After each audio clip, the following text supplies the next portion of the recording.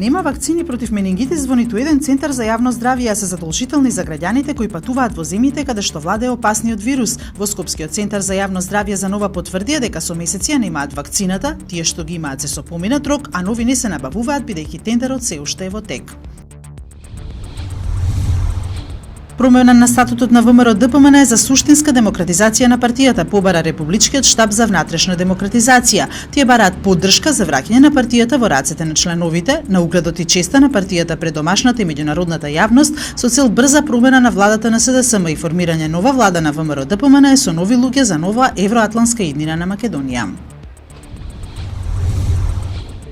Неколку дена по формалниот влез во НАТО, црногорските власти воведоа нова казна за исмевање на алијансата. Како што пишува порталот Виести, оној кој јавно ќе го исмева НАТО може да биде казнет со паричен износ од 3 до 10.000 евра.